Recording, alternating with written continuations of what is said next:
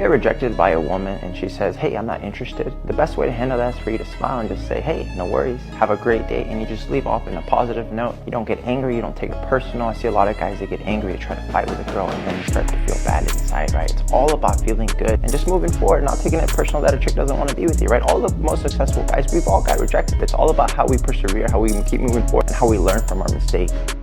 T is important for a man to handle rejection with grace and respect. The best way to react to rejection by a woman is to listen to her reasons for declining and understand that rejection is not a reflection of personal worth.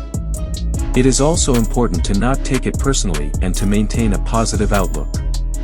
If the rejection is mutual, both parties can continue to have a respectful relationship.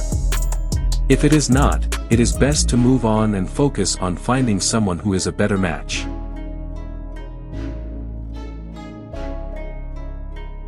A man gets up at 4 in the morning to go carry garbage to earn a good wage.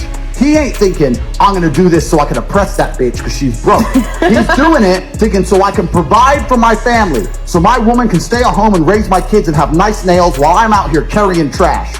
You go to a coal mine, those dudes are not down there thinking about oppressing women. They're down there thinking about providing for women. Us men are prepared to take on more to protect you than you would possibly believe. Men are out here giving up their life for you chicks, and feminism prevents you respecting it. What is Tate's advice for guys? It's important for men to prioritize taking care of their family. Providing financial stability, emotional support, and creating a safe and loving environment for their loved ones are important responsibilities of a man. It demonstrates their commitment to their family and shows that they take their role as a provider and protector seriously. However, it's important to note that the concept of family and caretaking can vary greatly among individuals and cultures, and that the idea of traditional gender roles should not limit the ways in which people choose to care for each other. On my phone, there's 2 quotes. I want you to read it out loud for me. Women are the most precious things on the planet. They create life. They should be protected. They should be provided for. I would never let a woman pay for a bill. If someone touched a man, I would stand up against 10 men by myself and risk my life to protect her. Do you know who said this? No, absolutely not. Honestly, this is giving me like some YouTuber. I think old man, like an incel nice guy. What do you think of the quotes? It seems a little possessive, but like, I'll take the compliment, I guess. Women are awesome, but like they don't need to be protected. Women don't need to be provided for, but like the parts where they're like they create life, beautiful. Who do you know that could have said this? Donald Trump. Trump? Like an idiot? It's a guy named Andrew Tate. He's such a misogynistic asshole. His name is Andrew Tate. Oh my god! I hate Andrew Tate. I hate him. He is literally the stupidest man on earth. Some people may agree with this sentiment and view women as valuable and deserving of respect. Others may disagree and believe that such a statement reinforces gender-based stereotypes and reinforces the notion that women are only valuable for their perceived beauty or worth to men. Ultimately, everyone's perspective will depend on their experiences, values, and beliefs. Talk about like how cute these guys are all the time. I'm not gonna say where they're from because then they're gonna know. They're from the gym. Like, there's no, they only go to the gym. We are like, oh my gosh, right? And then they don't even talk to us, and we're like, you know what? We're just gonna. They're scared. We're gonna go to them next time. They're scared to go up to beautiful women. You know that we love that though. I would prefer a girl come to me, cause then you know. Why? 'Cause you know. Okay, it is easier but for a girl. you will know if you approach as well. Yeah. Very true. Oh, you're scared of rejection. Just say it. Back then, it was easy to be one of the 20 eligible boys. You just needed to work out, look fantastic, and dress nicely without looking silly, and you'd be good to go. In those days, all you needed was your dad's car, and you were good to go.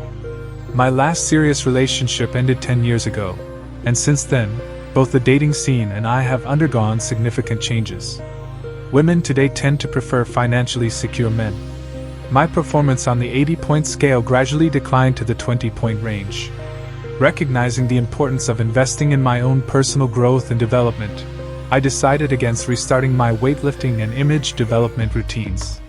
In the end, I decided to strike out on my own. A serious commitment was also out of the question, so I needed to find other ways to pass the time. The 80-20 rule, in its simplest form, represents a competition between males for the reproductive services of two females. The fact that most people today use contraception means that your efforts to pass on your genes are futile. Indeed, the bedroom is a place of great intimacy. However, there are also dangers there, including the possibility of emotional abuse.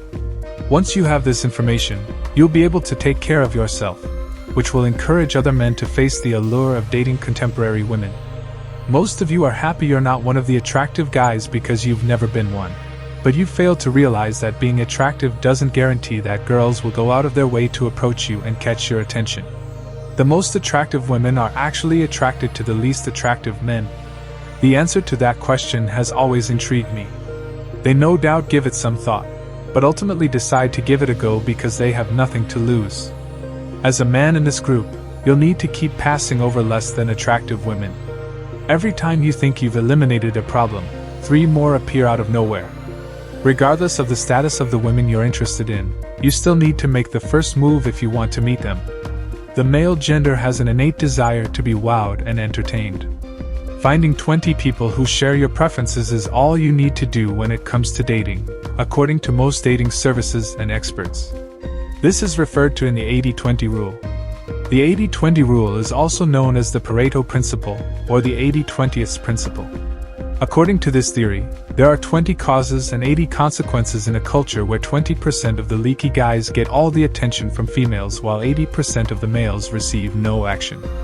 This phenomenon is common on college and high school campuses, where only 20% of the male population engages in intimate activity. The main problem is that the vast majority of men need to be continuously laid for a civilization to last for a very long time. This creates a situation where men compete for the love and attention of women, and puts them at odds with one another. We abandoned the marriage contract and the social agreement that came with it, so if a man marries before civilization, he is guaranteed access to reproduction in a form of sensual communism. Some of these men will only act in such a way to get close to the women they're interested in. According to a recent article I read, women outnumber men by a factor of 80:20 in the workforce and on college campuses. The article describes the soft harem, a phenomenon in which high-status men like the football captain maintain an official girlfriend in addition to a rotating cast of women who serve him in the bar area, the bathroom, or wherever the beer is pouring. Historically, a 5 would typically date a 5, but nowadays, any woman who is a 6 or higher wants the hottest guy on campus and can virtually date him. Persuading men to trade their time and energy in industries and fields for a platinum female partner served us well in the past. But in today's service economy, such an exchange is no longer necessary. Women's animal spirits run wild in the service sector. Therefore, the alpha male was the easiest carrot to dangle in front of them to get them to work as instructors or baristas. However, automation will eventually eliminate service occupations as well, forcing society to find new solutions. When it comes to having children, women prioritize quality over quantity while men do the opposite. Only by altering our genetic code can we hope to solve this problem. But that's a whole other debate that assumes women will always be treated preferentially under the law. Another fascinating claim from the Reddit article I referenced above is as follows. As young men and women engage in uncomfortable inebriated relationships motivated by a hazy sense of social compliance rather than lust, it appears that the sensual promises of the 1960s sensual revolution have sunk on changing bedplay ratios. I can't help but wonder if the stigmatization of kids' TV helped pave the way for the industry's expansion into mature fare. Do you not find it ironic that the decline in the male-to-female bedtime intimacy ratio may have contributed to the rise in popularity of adult films? After all, if most guys are getting a bad rap from the ladies, they might not have much of a choice but to masturbate in front of an R-rated flick or magazine.